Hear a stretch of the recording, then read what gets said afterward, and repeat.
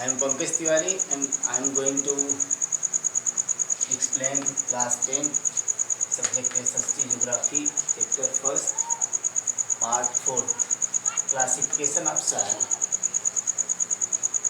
Student मैं आप लोगों को बता देना चाहता हूँ कि जो ये सॉइल है भारत में उसके टेक्सचर के अकॉर्डिंग देखें तो जो सॉइल है उसको 6 पार्ट में डिवाइड किया जाता है। First alluvial soil, second black soil, third red and yellow soil, fourth arid soil, fifth laterite soil और सिक्स्थ जो है वो फॉरेस्ट सॉइल है। तो जैसा कि नाम से है तो एलुवियल सॉइल क्या है, मुख्य रूप से देखें तो ये इसका जो फॉर्मेशन है वो मुख्य रूप से नदियों द्वारा लाए गए सिल्ट से बना होता है। नदियों द्वारा लाए गए सिल्ट से बना होता है।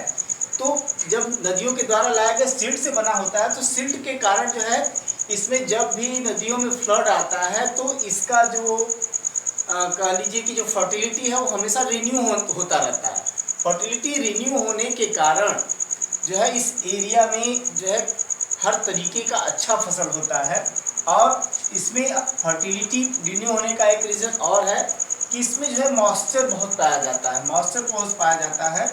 और इसके अलावा ये भारत में सबसे ज़्यादा फैला हुआ है। एलुवियल सॉइल पूरे भारत में देखें तो ये सबसे ज़्यादा क्षेत्र में फैला हुआ है, क्योंकि इसमें और मैं जैसे बताया आप लोगों को कि ये बहुत फर्टाइल सॉइल होता है। तो इसमें फर्टाइल होने का रीज़न है कि इसमें पोटास पाया जाता है, फास्फोरिक एसिड पाया जाता है और लाइम पाया जाता है, जिसके कारण ये जो है बहुत फर्टाइल सॉइल होता है। और इंडो गंगेटिक प्लेन पर जो है इसको ज़्यादा देखा जाता है। ये 2 तरीके का होता है। जैसे फॉर्मेशन के अकॉर्डिंग देखें तो बांगड़ और खादर। जो बांगड़ होता है ये 2 टाइप का है एलुवियल सॉइल, बांगड़ और खादर। जो बांगड़ होता है वो पुराना ओल्डर फॉर्मेशन होता है और ये नदियों के किनारे से थोड़ा सा दूर पाया जाता है, नदियों के किनारे से। जबकि खादर जो है वो नदियों के किनारे पर ही पाया जाता है। और बांगड़ की तुलना में खादर जो है न्यूअर डिपॉजिट होता है। और खादर का जो है फर्टिलिटी हमेशा मेंटेन होता रहता है, क्योंकि जब भी बरसात होता है तो नदियों में बाढ़ होने के कारण जो तट का क्षेत्र होता है हमेशा वहाँ सिल्ट आकर के डिपॉजिट होता रहता है, जिसके कारण खादर का जो क्षेत्र है हमेशा जो है उस पर जो है फर्टिलिटी मेंटेन होता रहता है। और यह मुख्य रूप से देखें तो जो इंडो गंगेटिक प्लेन है उस पर ज़्यादा फैला हुआ है। इंडो गंगेटिक प्लेन ज़्यादा फैला हुआ है। इसके अलावा जो है महानदी गोदावरी, कृष्णा और कावेरी नदियों के तट पर भी जो ईस्टर्न कास्ट है, महानदी गोदावरी, कृष्णा और कावेरी नदियों द्वारा लाई गई जो मिट्टी है जो डिपॉजिट करता है अपने कास्टल एरिया पर, उसी एरिया पर भी पाया जाता है। और जैसा मैं बताया कि इसमें फर्टिलिटी बहुत ज़्यादा होती है। फर्टिलिटी ज़्यादा होने के कारण इसमें राइस, वीट, शुगर कैन, जिसमें ज़्यादा फर्टिलिटी की आवश्यकता होती है, ऐसे क्रॉप जो है इस टाइप के जो है सॉइल में उगाया जाता है। तो ये हो गया। इसके बाद सेकंड है ब्लैक सॉइल। जैसा कि नाम से ही है इसे ब्लैक सॉइल कहते हैं, क्योंकि इसका कलर ब्लैक होता है। और इसे रिगर सॉइल के भी नाम से जानते हैं। तो ब्लैक सॉइल क्या है, ये टाइपिकल दक्कन क्षेत्र पर पाया जाता है। कारण ये है कि माना जाता है कि जो वॉल्केनिक इरप्शन के बाद राख होता है उसी राख से ब्लैक सॉइल बना होता है, राख के कारण बना होता है। और इसमें जो है मॉइस्चर को होल्ड करने की कैपेसिटी सबसे ज़्यादा होता है। मॉइस्चर को होल्ड करने की कैपेसिटी ज़्यादा होता है। और जब ये गीला होता है तो बहुत स्टिकी होता है। और इसमें जो है मुख्य रूप से देखें तो ये जो क्षेत्र है ऐसे क्षेत्र में जहाँ की वॉल्केनिक इरप्शन से पार्ट बना हो, जैसे कि हम जानते हैं कि अपना जो है जो सब कॉन्टिनेंटल पार्ट है इंडिया का वो जो है न्यूअर है और वो कह लो कि नदियों के द्वारा लाई गई मिट्टी से बना है। जबकि साउदर्न पार्ट जो इंडिया का है या पेनिनसुलर पार्ट जो इंडिया का है वो जो है वॉल्केनिक इरप्शन से बना हुआ है। तो साउदर्न पार्ट के आसपास का जो क्षेत्र है वो जो है वहाँ इस तरह की मिट्टी पाई जाती है, जिसमें मुख्य रूप से देखें तो महाराष्ट्र, मध्य प्रदेश, छत्तीसगढ़ जैसे क्षेत्रों में ये जो है ब्लैक सॉइल पाया जाता है। इस मिट्टी में ब्लैक सॉइल में मुख्य रूप से ब्लैक सॉइल में देखें तो काटन की खेती सबसे ज़्यादा होती है।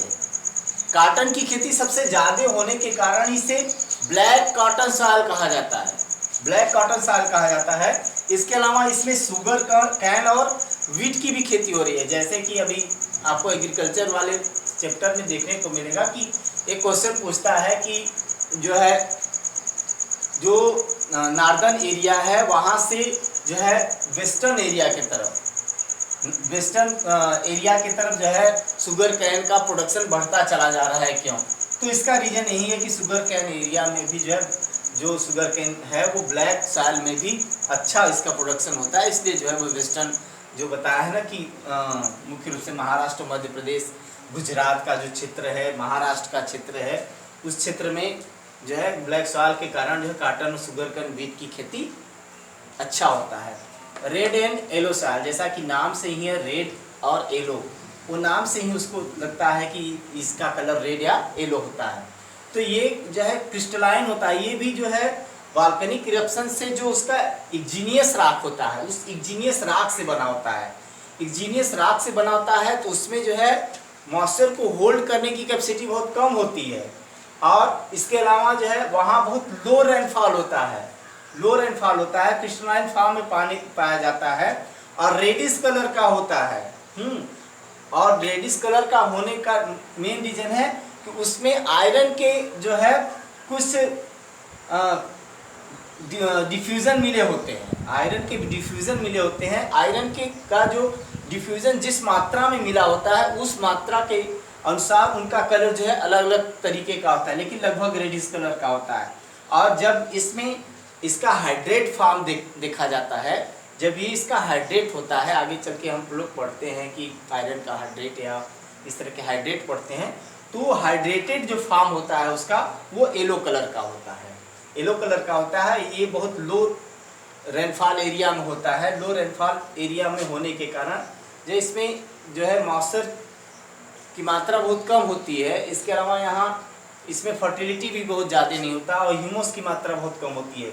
जैसे जैसे हम इधर चलते हैं तो देखते हैं इसमें ह्यूमस की मात्रा ब्लैक सॉइल में मिलता है, ब्लैक सॉइल में मिलता है, अलूवियल सॉइल में ह्यूमस की मात्रा मिलता है, लेकिन रेड सॉइल में ह्यूमस की मात्रा बहुत ही कम मिलती है। इसके अलावा मॉइस्चर को भी होल्डिंग करने की कैपेसिटी बहुत कम होती है।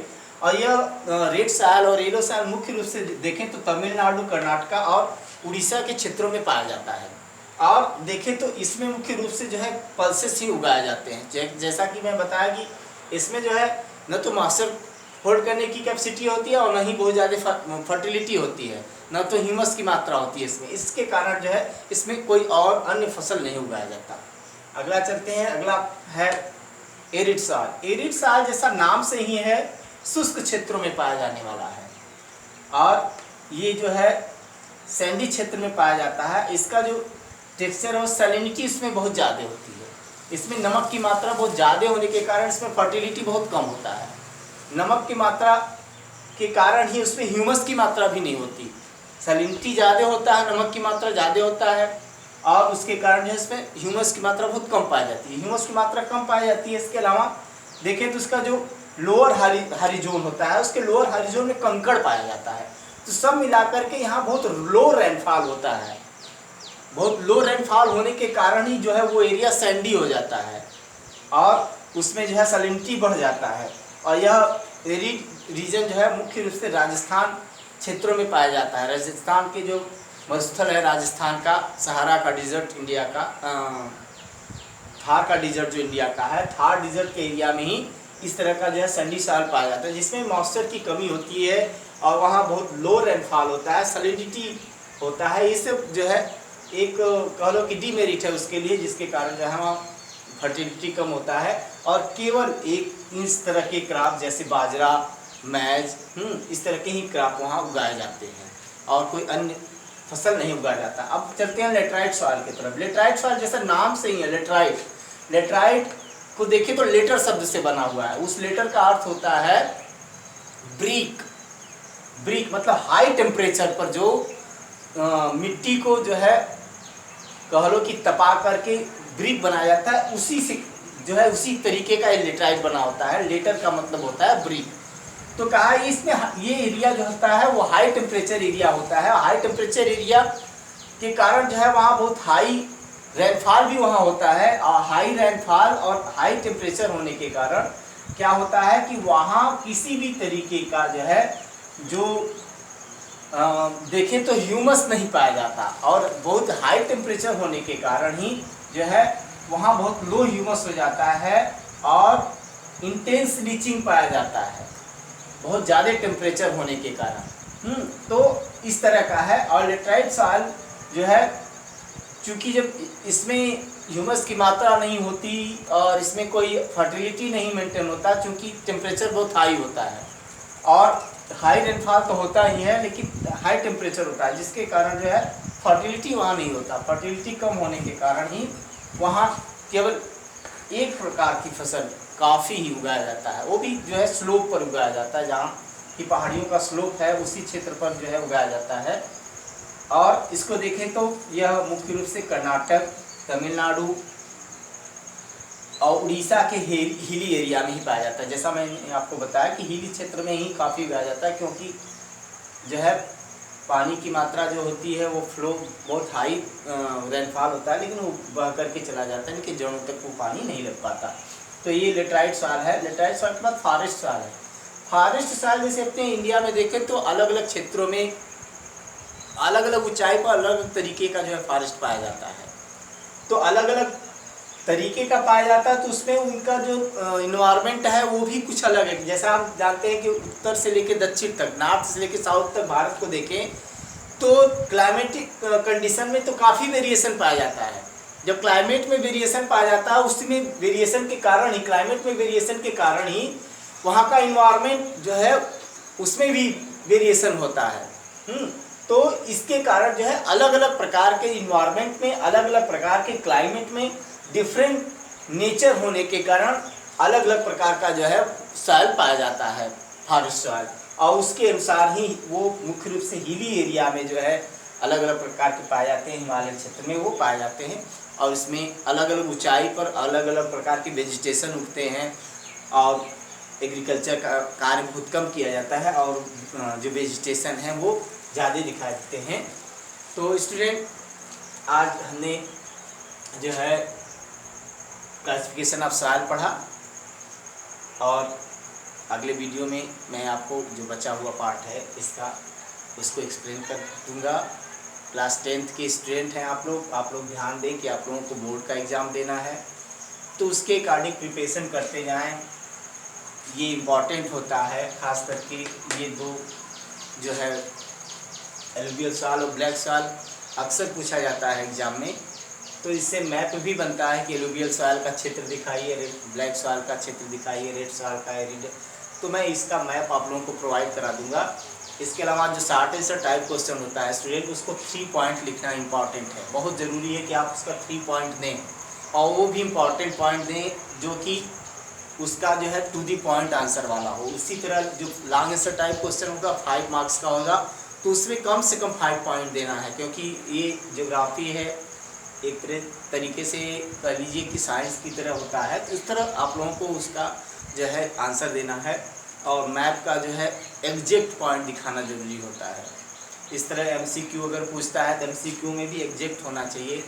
इस बार जैसा कि बात चल रहा है CBSE के द्वारा, CBSE चाहती है कि इस बार का जो कराया जाए एग्ज़ाम, उसमें 50% MCQ हो, 50% जो है बचे उसमें शॉर्ट आंसर और लॉन्ग आंसर दिया जाए।